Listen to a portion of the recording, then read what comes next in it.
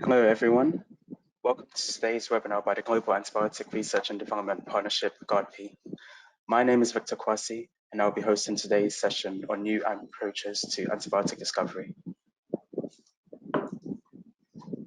Revive is GARDP's education and outreach program. It aims to connect and support the antimicrobial R&D community by facilitating learning, sharing knowledge, and connecting people. These webinars are part of our educational activities. All webinars are recorded and are freely available to view after the live broadcast on our website, revive.gardp.org/webinars. As well as our webinar recordings, you can also read our series of articles known as Antimicrobial Viewpoints. Here, experts discuss various topics within the field. The most recent contribution is one from Jacob Goldberg, Angela Uyen Cateriano, and Gilles van Gassen from Médecins Sans Frontières. And here they speak about how antimicrobial resistance is making matters worse in conflict settings. We also have a resources section that includes the Antimicrobial Encyclopedia. This has definitions on various important terms in the field and includes new videos where experts give further explanations of terms such as fitness and bacterial efflux. This resource is being continually expanded, so please keep an eye out for the new terms. As always, today's presentations will be followed by a Q&A session. You can submit your questions at any time during the webinar via the questions window in your webinar control panel, as shown on this slide. We'll address questions after the presentations and do our best to respond to as many questions as possible. Today's speakers are James J. Collins and Richard Lee. Our moderator today is Gilles van Wezel. Gilles is Professor of Molecular Biotechnology and Director of the Institute of Biology at Leiden University in the Netherlands. Welcome, Gilles. I now hand over to you to introduce our speakers for today. Thank you very much, Victor, and good morning, afternoon, or evening, I guess, to all of you, wherever you are. Welcome to the Revive webinar on new approaches to antibiotic discovery. Just very briefly, as you will be aware, AMR is developing into what we can probably call a silent pandemic, and we need to urgently look into novel drugs and find new molecules to treat MDR pathogens. And this is what the webinar is about today. So as you all know, in the 50s of the previous century, 60s, we had a golden era of antibiotic discovery, which started with the Wezel pipeline, right? So bacteria, fungi were screened for bioactivity, and one after the other antibiotic made it into the clinic. Eventually, this went out of oomph due to dereplication. And at the start of this century, again, we had a new kind of booming science, which is the genomic era, where we see millions of biosynthetic gene clusters. But at the same time, we all wonder whether that will deliver new drugs. From my personal perspective, maybe something for the QA session at the end, I'm convinced there will still be totally novel classes of antibiotics. And I think we have to be convinced if we really want to make a difference. And at the moment, we simply don't recognize them. So what we really need is novel technologies, novel approaches, new ideas, and to find those drugs that help us through the 21st century this time. So Richard Lee has a chair in medicinal chemistry within the Department of Chemical Biology and Therapeutics at the St. Jude Children's Research Hospital in Memphis in Tennessee. His research focuses on anti-infectives, medicinal chemistry, and structure-based drug design, and in particular on the discovery of novel inhibitors to treat drug-resistant infections. His lab focuses on anti-infectives with focus on hit-to-lead chemistry, but also on structural biology modeling and on anti-infective microbiology. His lab aims to develop innovative drug discovery challenges to create new molecules to find drug-resistant pathogens and to discover, in fact, a couple of drug candidates that have advanced into clinical trials.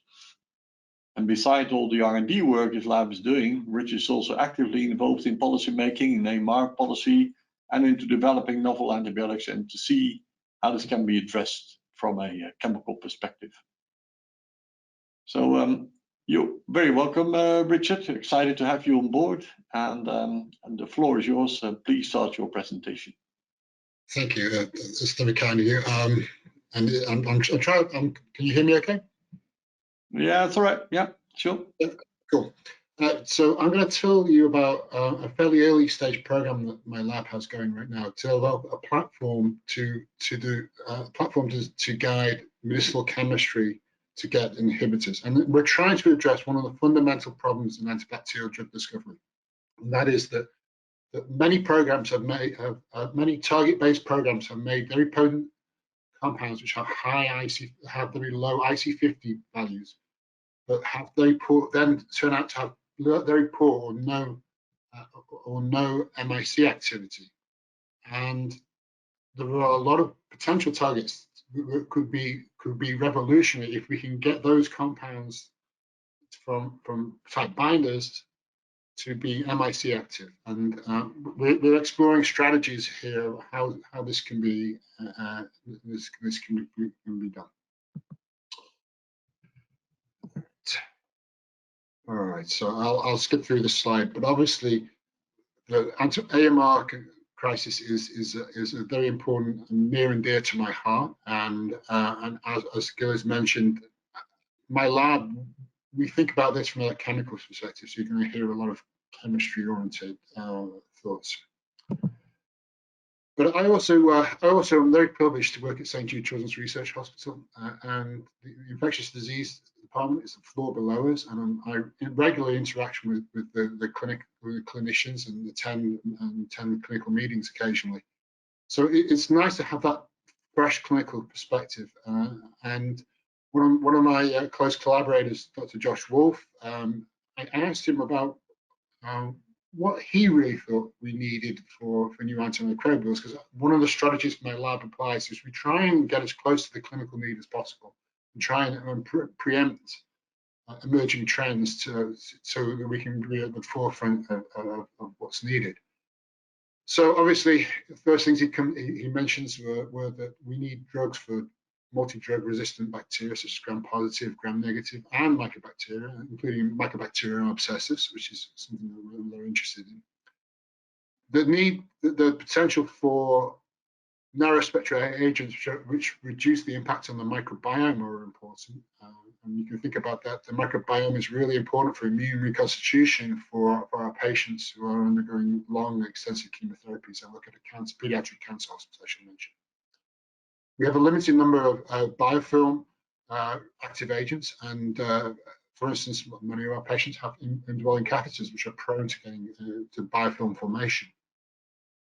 And then the other thing that we often gets overlooked is that, yes, we have a lot of antibiotics, but many of those antibiotics have drug interactions, right? They cause drug interactions, and some patients can't take the antibiotics because they're contraindicated because of kidney function or other things.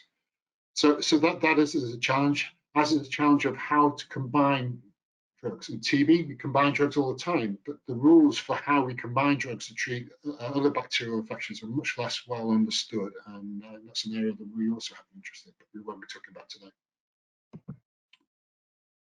So what's needed? This is a chemist's perspective, right? So we're trying to do non-incremental science. We're trying to find new chemotypes, new chemical classes that are distinct, and like we heard in the last talk, in that case they're using AI. We use this by using structure-based design largely. We think that there's a real need for orally bioavailable agents, and that's because we are actually being quite successful in discovering natural product inhibitors, and I'll explain about a couple of the issues with natural products, but one of the primary ones is natural products tend to have poor oral bioavailability. Now you can go back and chemically fix that, but that can be very problematic because it takes a lot of chemistry sometimes. We think there's properties for new targets, new approaches, and in particular, we feel that if we can get cytosolically targeted drugs that work within the cytosol of the bacteria, that because of the permeation rules to get in the cytosol, those agents will more likely be or have the right properties to get in to be used orally. And that's, as I say, we think there's a hole in the pipeline in that regard. So antibacterial, empiric antibacterial drug discovery is difficult for a lot of well-known reasons. I'll just quickly go over them. The cell wall has, if we think about this from a gram-negative perspective, having a double membrane, it restricts the permeation of molecules in. There are active efflux pumps which pump out antibiotics, and that's obviously one of the primary challenges in the gram-negative space. But there are also enzymes which inactivate antibiotics. Bacteria can metabolize antibiotics. Antibiotics can become sequestered, and that may reduce their activity, and that may not be as clearly apparent. And that's an area that the TB researchers are a little bit more aware of than often you see in other areas of antibacterial drug discovery. Also, as we optimize these properties, sometimes the mitochondria is a lot like a bacteria. So as you optimize your compounds, you tend to have like by adding, for instance, amine groups, then you start to worry a little bit more about cardiotoxicity. So we have these sort of challenging pharmacology issues that often confound that the SAR toxicity sometimes follows the SAR for bacterial activity in some regards. And as I've already mentioned, that often if we start with natural product leads, and nature's done a wonderful job of evolving and finding the best targets within bacteria, those natural products, when it comes down to it, they've never evolved. They're not evolved to survive human metabolism, which in human metabolism is designed for destroying natural products. I mean, that's the role of the liver, and obviously we eat natural products in our food from every day. So that's the sort of an empiric way why we think it's difficult. But I was just struck by this image. It came through my Twitter feed, but when you think about how complicated the cell, and if you're trying to target something within this complex environment, it's no wonder it is so difficult. And we'll talk more about this at the end. But this is what we're going to try to do. We're trying to get drugs to get into the cytosol and interact with target proteins within this complex and dynamic environment. All right, so I'm getting on my chemistry soapbox. I'm going to talk science in a minute, but I'm going to finish my soapbox section talking about opportunities. I think there are opportunities in antibacterial drug discovery, and this is something I'm happy to chat in the chat section about. New chemistries. We've seen the impact of boron-containing beta-lactamase inhibitors. They're showing a lot of potential, but that's new chemistry. There's some beautiful chemistry out there that can really enable things. There's some lovely new natural products. We saw this. We've seen some work from the Lewis group recently. I can talk about that. As Jim just mentioned, AlphaFold and computational chemistry and the power of computer-aided design has great potential. Whether virtual screening is there yet, probably not. But AlphaFold, we wouldn't have thought AlphaFold was possible a couple of years ago. Now AlphaFold is just crazy good. We have a lot of access to a lot of structural biology techniques, biophysical screening techniques, and there's been a lot of investment in antibacterial space in developing assays to measure cellular uptake. And my lab is sort of trying to merge these technologies together so we can really tackle this fundamental problem. The fundamental problem is trying to take compound series that have great IC50s but poor MICs, and then use uptake and a hybrid platform to optimize those compounds so that we can overcome this problem. All right, so the target. So the target I'm going to talk about today is dihydroterex synthase. It's just the target of the sulfonamide class of antibiotics. My lab has worked on this for a number of years. We've looked at the resistance mechanisms associated with sulfonamide resistance, how this protein folds, how resistance happens, mechanism of action. But also we've focused on developing inhibitors, and I'll mention a little bit more in the next subsequent slides.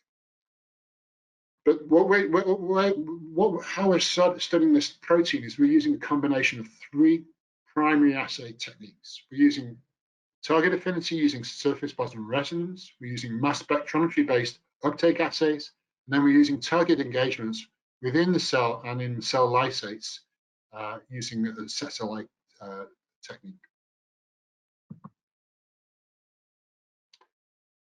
All right, so dihydroterate synthase takes dihydroterate and PABA to form dihydroterate. And the sulfonamides, which are one of the first classes of antibiotics, are mimics of paraaminobenzoic acid. And what we are targeting is this secondary sites, the pterin binding site, this little flat and aromatic binding site. And the idea is that we can develop inhibitors that bind to this site that will not be cross-resistant to the sulfonamide-associated resistance, which the structural changes tend to be out in this loop, these loop regions.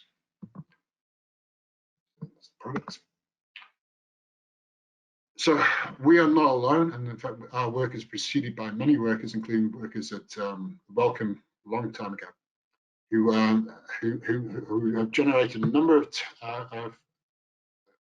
terate-like ring systems, which have a variety of a range of target affinities.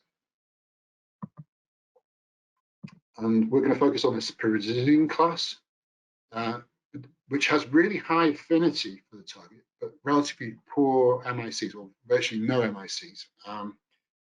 And we thought this is an ideal class to really study entry, and then to see if we can develop this platform to sort of overcome this entry requirement. Right?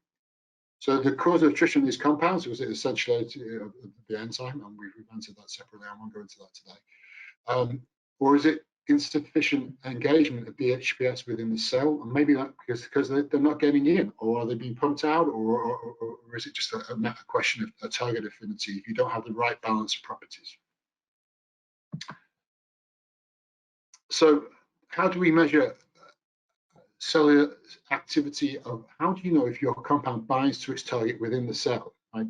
And this is the cellular engagement thermal shift assay known as Setzer. It's been used widely in eukaryotic systems to measure in chemical biology labs around the world to measure target engagement, primarily in eukaryotic cells, but also in bacteria. And it follows a very simple phenomena that when a small molecule binds its target, it protects it from heat-induced degradation. And generally, the more potent it is, the higher the stability. Right? And by incubating cells, so by incubating cells, by putting your compound on the cells and then incubating them across a temperature gradient in a qPCR machine, and then lysing the cells, and then looking at the intensity of the protein on the western, you can see how much stability it has within the cells. And this is the cellular engagement assays. And generally, this is an excellent quality control assay, and the references associated with this assay, which are down in the bottom corner of the slide, and I would urge people to read those references if you want to hear a little bit more about them. But this tells you your compound is getting in cell and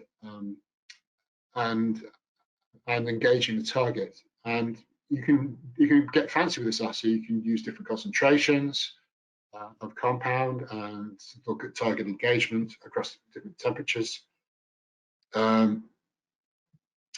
So you get a simple TM for stabilization, and you can get an isothermal dose response. And then you can also just take the purified protein and do the same thing, and you can screen with that. So we like to screen with thermal shift denaturation, and then confirm with the Setzer type assays.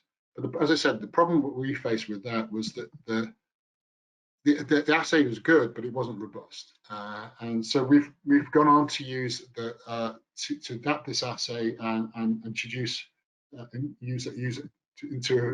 high bit tag on our protein dihydroterate synthase.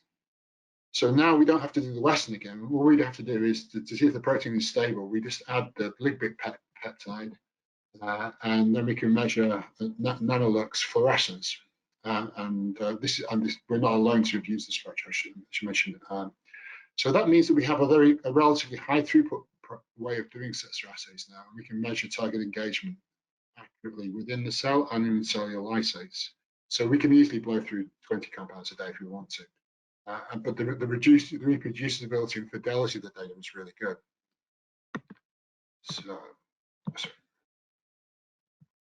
So we complement this, the sensor assay, with also the LCMS-based assays, such as the one that's been popularized by the Hergenrothen group. And so we can see how much drug is getting in. So and then we can compare with the sensor to see how much is actually engaging with the target, rather than just accumulating perhaps in membranes or other depots. And within the final leg of the stool here is that we use surface plasma resonance to measure the affinity on the purified protein. So when you combine this together, you start to look at the SAR of these molecules, and of the molecules we made, a lot of them had a carboxylic acid, and that's because that's pointing towards the paraphosphate side of dihydroteric that binds the dihydroteric paraphosphate.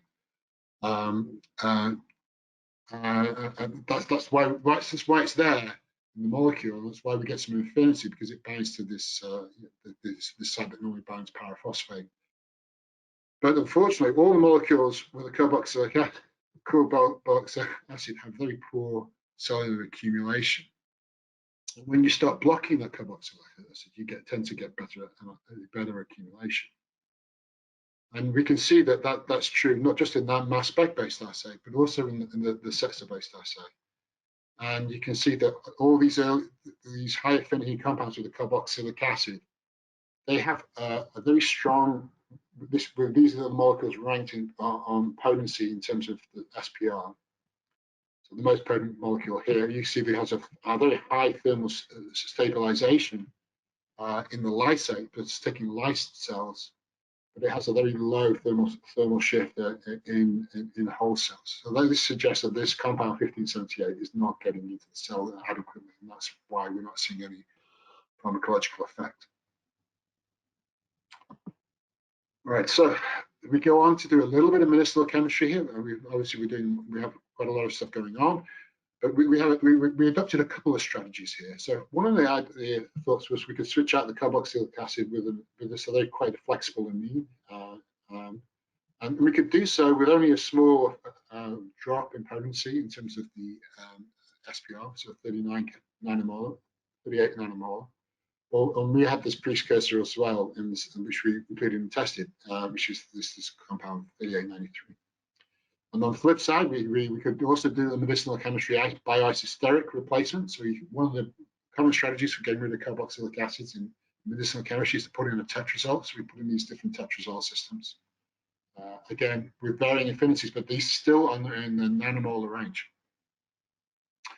So how do these molecules stack up? It's interesting because the molecules have small changes to the molecule have big impacts on the accumulation. So in the mass spec-based assay, this sort of match pair where you have this difference between a nitrile and an amine, you'll see that the 3894 with the primary amine, which the Hergenrothen approach tends to say the primary amines help to get it entry. Doesn't have good entry. Maybe it's probably likely because this is a very polar molecule already, and the adding an amine probably adds a little bit too much polarity to the molecule. But the nitrile analog has very potent accumulation, so we can get this 33 nanomolar compound. And then you see this also with these analogs over here. The tetrazole analogs, the 4367 is 43. Well, I think this is the wrong way around here, but this compound here shows strong accumulation. And then when we go into the sensor assay, you can see that as our strategy is showing that that as we do these designed analogues, and in this case, this is the 3867 molecule, you can see that this compound really is getting that we get this very similar thermal shift both in whole cell and lysate, and we're showing that so we show it says that this compound is not permeability limited, and that our strategy in general is working. This other compound, this nitrile compound also is obviously not permeability limited. So we've been able to use this platform to optimize compounds that actually can get into the cell and engage the target. So we think this platform can be used for many other enzymes. We can also use it for cell wall mutants, and so if we can show that, for instance, this molecule is limited by outer membrane permeability by using different knockouts in E. coli, so we can examine other factors with this approach as well. So, in summary, we've developed a robust platform to sort of measure protein and ligand interactions within cells, and we think that by studying the fundamental basis will help us to really address this sort of black hole of how to take compounds with poor MIC activity but really potent IC50 activity and see if they're really engaging with the target within the cell. And if they're not, then we can generate SAR in terms of uptake and occupancy within the cell.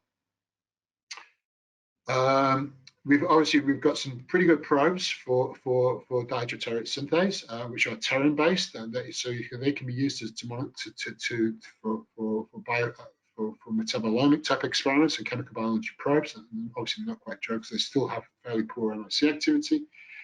And I hope you can see that the small structural changes can have really profound effects on uptake of compounds within the cell, even within a very similar structural class.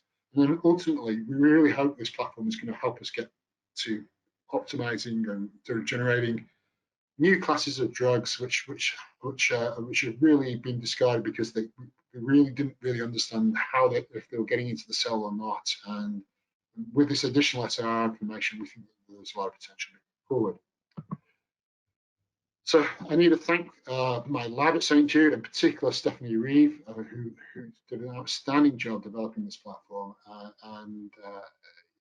This has been largely her work, and she's just recently left the lab to go into industry, and really need to thank her and my other lab members mentioned here, and my funding sources as well. I'm happy to answer questions in the Q&A. Thank you very much. Also, Richard, that's exciting. We've been looking at two fantastic talks, which are complementary, I think, in terms of AI and the talk on MedChem.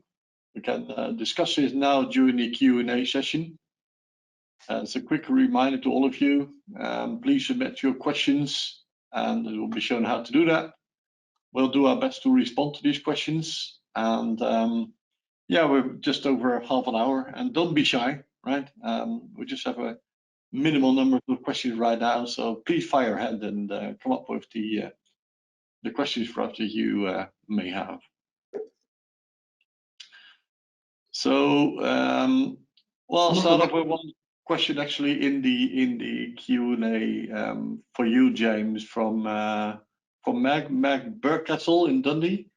So, what's the original purpose of? Is there an original sort of purpose for halicin, for which was included in your library? So, what is halicin known for before, if anything? So, halicin was originally being tested as a diabetes drug, and it had decent effectiveness, was being advanced through trials, and I think it was eventually shelved because of lack of resources. Okay, all right. And Stephen Gabacki asked, why is there so little interest in natural products genome mining? I guess that's what you're meaning, genome mining or mining, chemical mining. I'm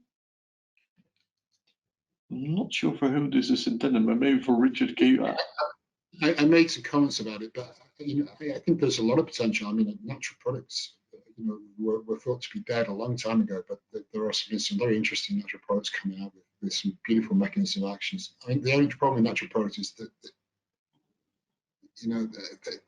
they tend to be quite unstable and tend to get degraded quite quickly. And yeah, that they need some chemistry, they need some love. Yeah, so going back to you, James. So you mentioned during your talk that you said that you had a set of bacteria, target bacteria you tried to kill, and you had 35 out of 36 with halicin being killed, but not Pseudomonas. And do you have any idea what it is? Do you have a mode of action that you could say, well, this is the reason why that particular strain was not susceptible to the molecule? Or we didn't dig in any major way against those. So it was one strain of Pseudomonas. So we did have some activity against Pseudomonas. You probably know Pseudomonas is very difficult to go after. We have just completed a screen with our compound library and actually had a good number of hits and plan to develop a model. And I think in that context, we will be able to get better insight into what happens with something like halicin or related compounds that are not exhibiting activity. Yeah, can you learn anything from that in terms of the way it acts? Well, it obviously acting in PMF, but can you learn anything else from that particular strain, or is that just a random strain that just happened not to respond? I think one could probably learn some more. I do think it was a random strain that did not respond. So whether there was a mutation potentially in target in the membrane, in a membrane component, it's possible. It might be that it had significant efflux pumps on, to Rich's point on availability. We don't know. We really didn't dig in. We were just doing a fast screen. Okay, question is just coming in for you, James, which is how might the AI be applied to solving resistance mechanisms, says Skylar Odom? Can we use AI to target resistance? Yeah, I mean, I think you can. So if you do the screen against a resistant strain, you can then identify the hits and get after. Going further, and to pick up on Richard's point on the computation RNGs and AlphaFold, AlphaFold at present is not able to predict structure utilizing mutations. So it's not yet good enough to get after small changes. I think as the DeepMind and related teams expand that, now it becomes interesting to actually both identify targets that maybe are less prone to resistance, as well as to better understand how a small molecule will or will not bind as mutations arise. So I think AI is going to expand our ability to predict impact of resistance, but we're not there yet. Okay. So can I ask Jim a question?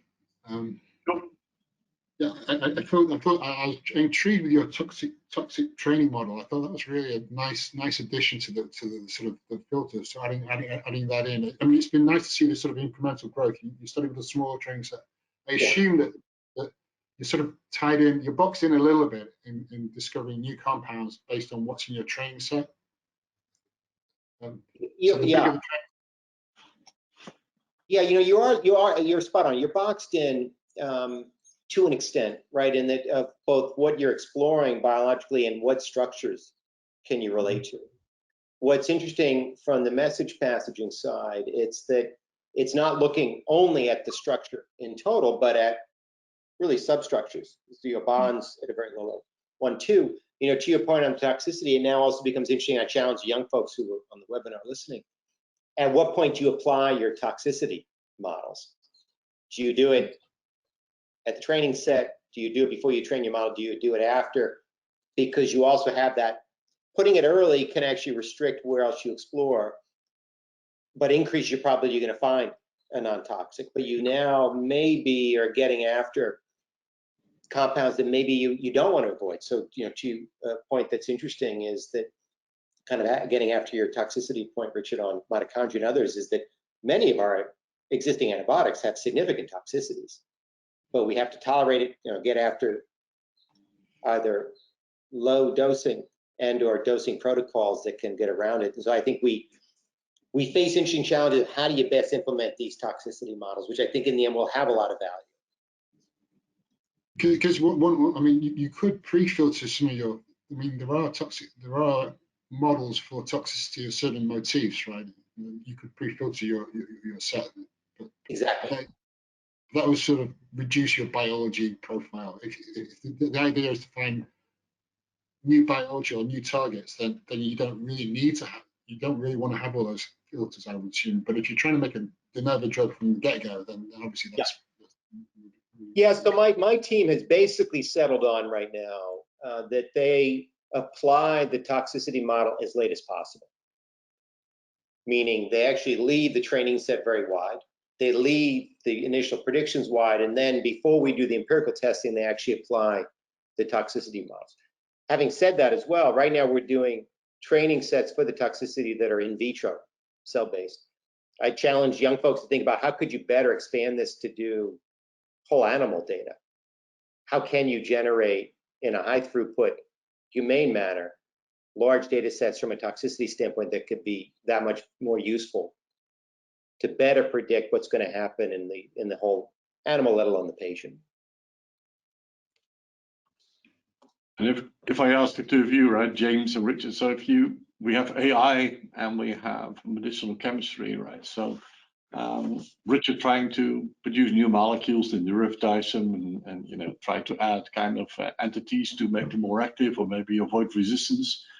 James doing AI and finding molecules that interact with specific targets. So can you help each other? Can you, James, help Richard sort of develop his targeted medicinal chemistry? So how can we do that? Can we make the medicinal chemistry more predictable? For example, take 100 molecules that will target, let's say, 100 tetracycline kind of variants against a certain target, and say, well, all of these should be predicted by the model that we have. If they're not, currently the current models of binding are not perfect, so we can then try and adapt them using AI and learn from that, and then teach Richard how to maybe develop a new kind of tetracycline that avoids resistance. Is that something we can do together? It's a smile there. I would say, we today we've talked about two different strategies, right? So Jim's been talking more about phenotypic or cell-based screening approaches, which is target agnostic, and I've been coming at it from a very target-centric manner. Now we can talk about the strengths and weaknesses. I think so. I think they're complementary. Some of our best antibiotics hit multiple targets. So if you're going after one target, then like my program would, we'll have to use this in combination, just like the terran like trimethoprim and sulfonamides are used together, for instance. So I would think with Jim's approach that you have a better chance of finding something like that. But from a medicinal chemistry standpoint, a hit is a hit, and it's still going to take some modifying, I think, from both our programs. So I agree with Richard. I think the approaches are complementary, and I think we will, in the coming decade, increasingly see the approaches being integrated. So I think the best groups in applying AI and drug discovery will be the groups that effectively integrate human intelligence with machine intelligence. So there's nothing magical about these AI approaches. They're just models based on data. And at the end of the day, they're not automated yet. And it's not that they give you the answer. They give you hundreds of possibilities. And most of them aren't very good. And so I think it's coupling the expertise, medicinal chemistry, biological chemistry, in vitro biology, disease biology, and the groups that can be multilingual and go across and appreciate the limitations and benefits, I think will make the key advances. And I think the models can at best maybe point you to regions of chemistry that you didn't consider. But boy, we need the medicinal chemistry to really try to make this real. And I mean, again, most of the compounds that come out from the discovery that I didn't mention, we and others are now doing generative models, the design side, but many of the compounds are not easy to synthesize or not possible to synthesize. And for the most part, don't have the activity you want. So I think we're still very early. And so these efforts of embracing the complexity of biology and embracing the complexity of the chemistry, we'll see big advances, but boy, we need a lot of work. I mean, I think the AI is quite interesting because it can help us guide what should be in our screening libraries. And, obviously you can't buy every compound or you can't make every compound, but so you really want to, when you start assembling chemical libraries. That's something that one of my jobs at St. Jude's, we think about our compound collection and how to make sure it has the right things in it. And I could see how this would be very useful. Okay, I see some more questions coming in. One for you, Richard. It says fascinating talks. So question is, are you able to give a little bit more technical detail on the set-side technology, or the thermal protein profile, if you like? Impression is that the assay can be performed with a cellular lysate and or purified proteins, and if that's correct. That is absolutely correct. Yes, I kind of sped through that. We should go through a little more detail. So the sensor assay is I like it because we can do the thermal stabilization as a enzyme screen. So you purify your enzyme, you can measure binding by thermal stability, and it's a good way for screening fragments or weakly binding compounds. And then you take it up to this sensor type of technique where you can do it either on just screen, just lyse the cells, and then or you can either use it on cell lysates or whole cells, and it's just about treating either the lysate or the whole cells to a temperature gradient, which you can do in a qPCR machine. And then you basically lyse the cells, and then you just do a Western blot to see how much protein is left and not being denatured. You get a nice, you tend to get a nice, you see like a band disappearing as the temperature goes up. So that's kind of labor intensive. So what we have here is we have this high-bit technology, which we use a lot in chemical biology now in our department, which is we have this little bit of nanolux tag. So when you lyse the cells, you just put in the lux reagent that makes the rest of the luciferase, and if the protein is denatured, it can't form luciferase and glow. So that's really that is a very sensitive way of being able to measure it, and we don't have to do any more. We don't have to do any more. We don't have to do any gels or anything. It goes in the plate reader, and we can do it quite quickly. And the nanobit technology, I think, is available from Promega. And if people are interested, they should just look on the Promega website. I think NCATS also has a paper where they use this, and they've used it for big screens as well. Yeah, I have to admit, it's a fantastic new technology, and you should certainly try it out. And I think there are more and more labs going in that direction. And I think the TPP and this particular technology is an exciting, addition to chemical-based probes and fishing, etc. So, yeah. I mean, my general strategy for antibacterial drug discovery, it's really difficult to discover good drugs, right? And so you need to just get one assay and work.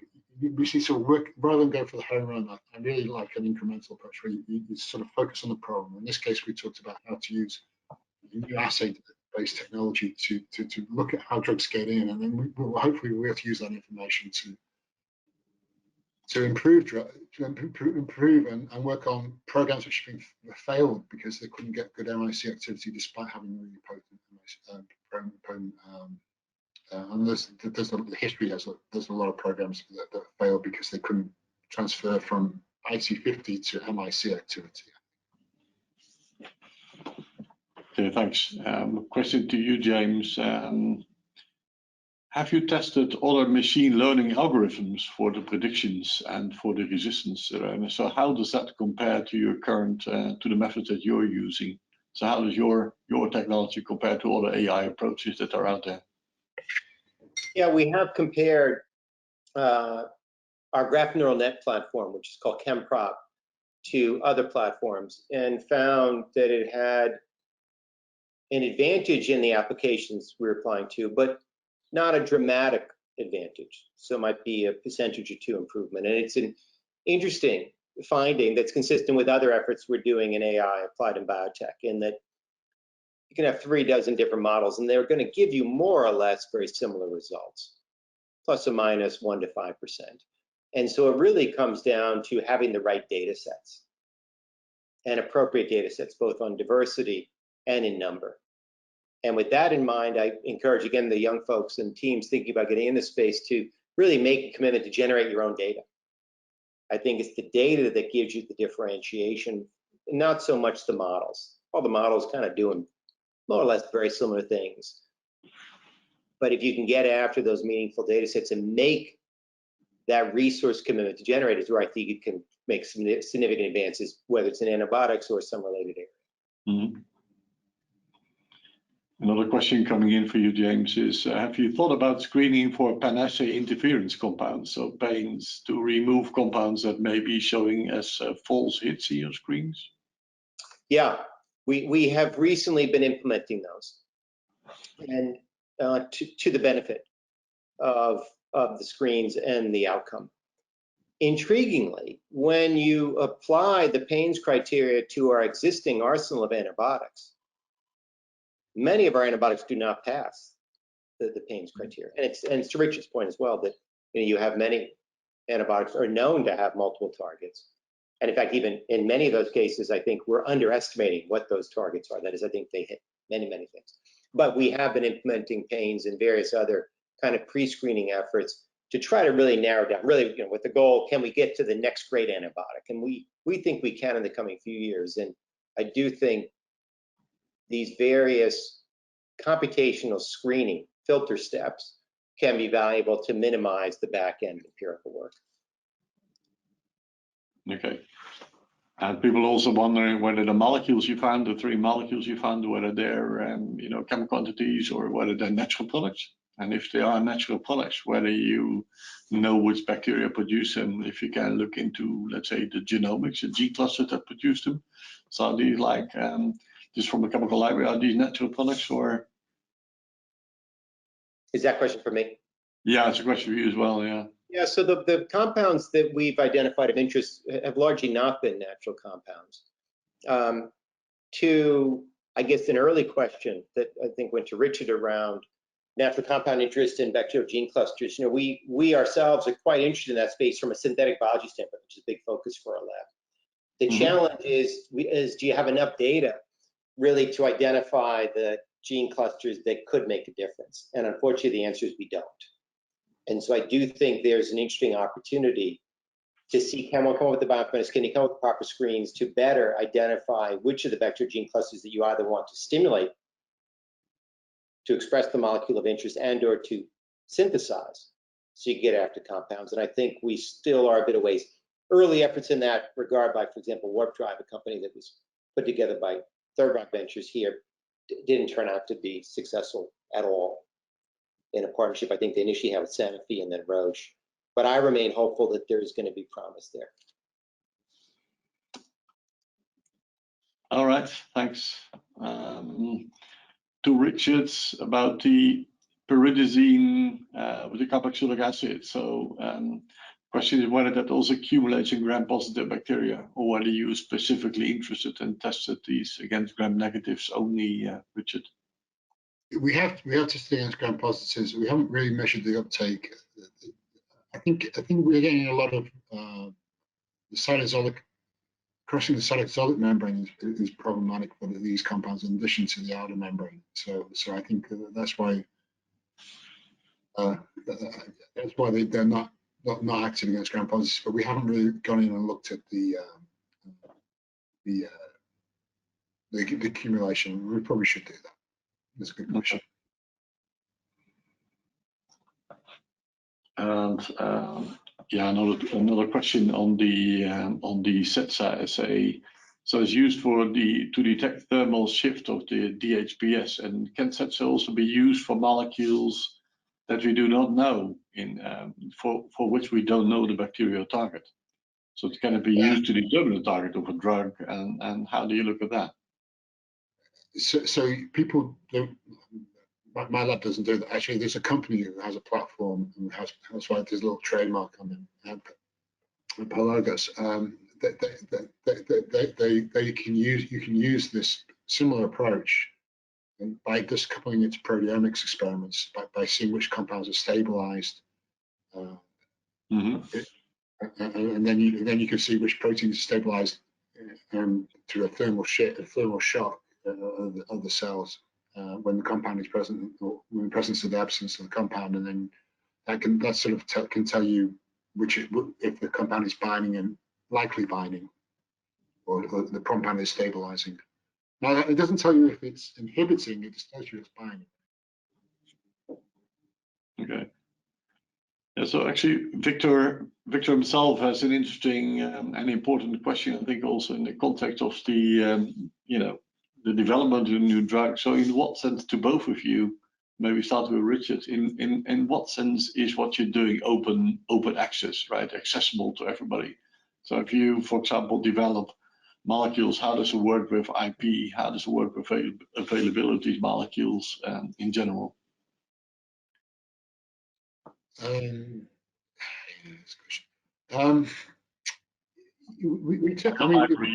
Open access, for example. We make.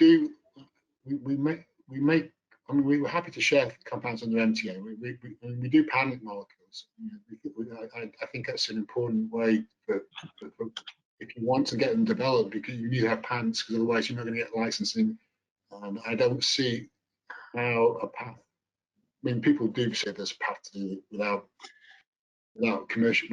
patenting, but from my regard, I think you have to patent, and because that's where you can get VC money or companies to buy in. But we tend to patent very late in the process. We generally don't patent things that don't have animal efficacy. That's generally my step there. And in terms of sharing, we're happy to share compounds. Just be under an MTA. People just email me. I'm happy to share compounds any of our programs. We've made a lot of compounds over the years. It's a similar. I agree with Richard's comment. We certainly will patent molecules of interest, but we make open access all of our data that we collect for screening. We make access all of our generated models. We make open access our algorithms, so that the community can build on it.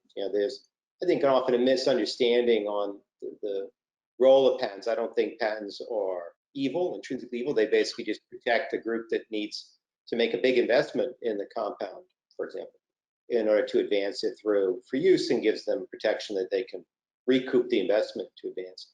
But I think, and I suspect, like Richard, if we have an interesting molecule and we patent it, we still make that available to any academic researcher that would like to use it, explore it, dig in.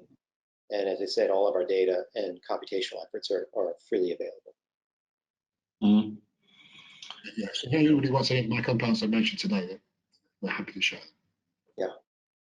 Yeah, one thing I often hear is like, okay, yeah, but if you don't patent, right, why don't you just publish these molecules so that everybody can use them in a big pharma, blah, blah, blah. But of course, they have to make money, right? So, no, if you dump them in literature, it's end of story, basically, for commercialization. So I think everybody should realize that companies have to make money, and it's, they're not our enemies, actually, they're friends. They're just doing the things they really have to do. They've done things extremely well, and right now we just need new molecules. Without IP, like you say, James, is not a bad word at all. It's the thing we really need to make sure that those who invest hundreds of millions in those drugs can eventually make profits. Otherwise, we'll never get to see them in the clinic in the first place. And that's just okay. So let's see. So. By the way, that question that I just asked about the open access was not from Victor himself, it appears, but he just put them in there because the question came via indirect route. So apologies to the person who asked that question. Okay, question here. I might have missed it, but did you discuss the advantages and disadvantages of modeling potential interaction between the drug and supposed target for CESDEA, Richard? So did you discuss the advantages and disadvantages of modeling for the potential interactions? So yeah, no, I didn't discuss, docking and modeling, and that's something we do heavily in the lab. I think it has great potential. Certainly when you have such good crystal structures like we have for DHPS, so we can. I don't per se trust docking scores. Docking scores are suggestive, and we use docking to enrich our decisions on our screening libraries. For instance, within a big virtual screen, I see this as an enrichment step, very similar to this the AI stuff that Jim just presented. So yes, we do a lot of structure-based design, and we obviously we've got co-crystals with the compounds with some of these compounds we presented. We're using that to further refine. Okay.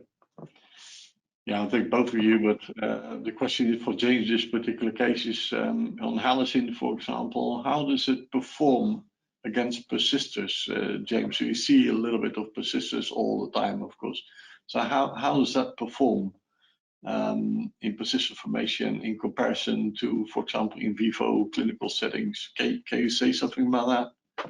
I can say a little bit about it. So we did test it against quasi-dormant tolerant bacteria that were both stationary phase as well as persisters, and we found that halicin had remarkable activity against those. Okay. Activity. But that was limited to in-lab experiment. We did not test it in an animal model, and we certainly haven't tested yet in humans. And do you test routinely for persistence as well, Richard, when you screen your molecules? I mean, we have persistent programs. One of the reasons we do semi-synthetic natural products often in some programs, and I was going to mention that one of the advantages of natural products is that they tend to have uptake. They're evolved for the environment that bacteria target, right? And persistence and slow growth is normal in nature. It's just rapid growth is the anomaly that we usually screen our MICs in rich media. I mean, that isn't what the bacteria have evolved towards most of the time. Yeah. Persistence is a target near and dear to my heart. You know, the biofilms I mentioned, and that's biofilm is certainly a significant clinical problem in our hospital. Okay. So a question for you, Richard, which is, what are the chances for a novel scaffold to lose its active pharmacophore if we go for chemical strategies to increase the permeability? Although increase in the cellular, I'm getting a little bit confused here, I think. But again, I guess the question is, what are the chances for a novel scaffold to lose its active pharmacophore in terms of internalization into the strains? I mean, well, you can always make. I mean, obviously, it's a multi-parameter optimization. You're optimizing compounds to increase the cellular permeability, and then you can do things that affect the target affinity. And that's why we have to have the SPR assay as well as the SETSA and the accumulation assay. But if you know you can see that how these things, in which direction each one's moving, then you can adjust it adequately. I think that's probably the answer to the question. But the other thing we could mention is that if the scaffold itself is causing a problem, then our general strategy is to sort of do some scaffold hopping and see if we can move to similar-like chemical matter that we use for the similarity type scores, which is a little bit like how Jim presented the early stages, sort of network analysis to see if we can find other molecule scaffolds and improve permeability. That's certainly part of the scaffold, part of the plan. Okay. Yes, I was wondering, James, so if you use AI, and I mean, let's say coli, you have about 4,000 potential targets, right? And well, we know which one are sort of essential under normal growth conditions, but we don't know which one are necessary under specific conditions. So we want to know so we can test it in the lab. I'm just wondering if you use AI to develop a molecule or a few molecules against every single target in coli, right? To say, okay, these drugs, even the ones we expect, are not essential under most conditions, and then test them anyway, right? Is there a way to sort of discover targets that are non-essential in the most conditions, but on specific physiological conditions may actually be essential? Targeted in a certain way? I mean, yeah, you know, it's a very interesting concept. So a couple of points. One, I think getting after small molecule manipulation, while attractive, would be a really long haul to get there, where you've got the specificity that you'd be confident that what you're hitting is what you're hitting and you're not hitting other things. Two is thus, as I think genetic means, whether CRISPR or just old school manipulation, would probably be the more effective there. Third, having said that, I do think we need to continue to expand our understanding of what's happening inside these pathogens under different situations, inside the patient most notably. And I think we have very little understanding of what's going on. So I think advancing, whether it's synthetic biology or CRISPR or other screens, to gain insight, and also appreciate that I think our arsenal is really quite good that we currently have, but I think we can make it better by also better understanding how we could introduce an adjuvant that could boost the efficacy of a Cipro or an ampicillin. And there, I think we just need additional work from a systems biology, network biology standpoint to understand the non-essential targets that nonetheless might be downstream of the primary drug target interaction.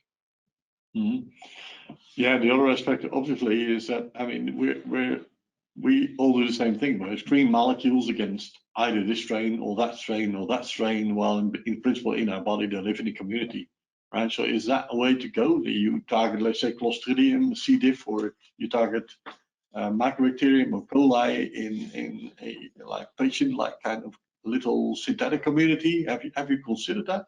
I mean, we don't do this, but is there some kind of synthetic community that we can try and target and see how a specific strain, you know, whether that makes a difference?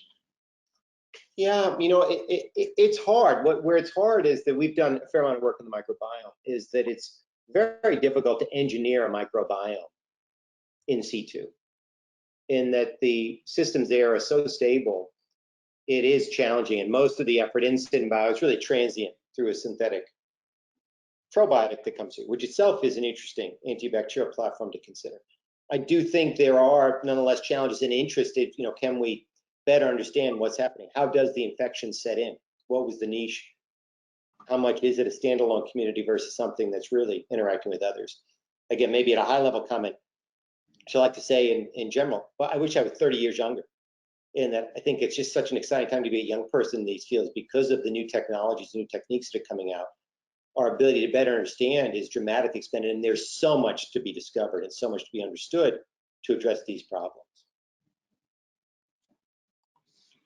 Yeah, you're right. I mean, you see, we recently had a big meeting on AI for drug discovery on, you know, the young scientists. So yeah, like you say, it's an entirely different ballgame, right? And we really have to develop those technologies that are still in the infancies.